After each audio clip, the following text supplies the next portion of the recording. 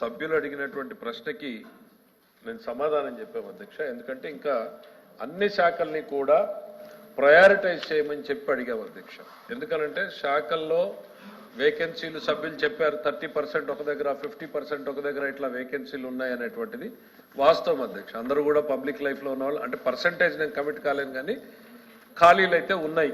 అయితే దీంట్లో ప్రాధాన్యత క్రమంలో మనం ఏవి అత్యంత అవసరము ఏవి రిక్రూట్మెంట్కి వెళ్ళాలి అనేటువంటిది ప్రభుత్వం ఒక మదింపు చేస్తూ ఉంది అధ్యక్ష. ఇంతవరకు క్లారిటీ సంఖ్య టోటల్ వేకెన్సీలన్నీ దాంట్లో ప్రయారిటీలో ఫిలప్ చేయాల్సినవన్నీ అనేటువంటిది ప్రభుత్వం వద్ద తక్షణం మనం సేకరించలేదు అధ్యక్ష. సేకరించడం కోసమే మదింపు చేయమని అదే రాశాను. ఆ మదింపు చేస్తూ ఉన్నది ఆ ప్రాసెస్ అనేటువంటిది స్టార్ట్ చేశాము. ప్రాధాన్యత కొన్ని ప్రయారిటీ ఉంటాయి, అవుట్ సోర్సింగ్ ఇవ్వలేని ఉద్యోగాలు ఉంటాయి, వాటికి ఖచ్చితంగా ప్రభుత్వ ఉద్యోగుల్ని నియమించాలి.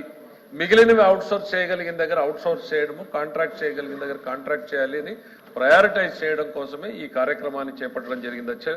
వచ్చిన వెంటనే ఒకవేళ సభ్యులకి కావాలి అని అంటే వారికి తప్పకుండా పంపించడం జరుగుతుంది అధ్యక్ష.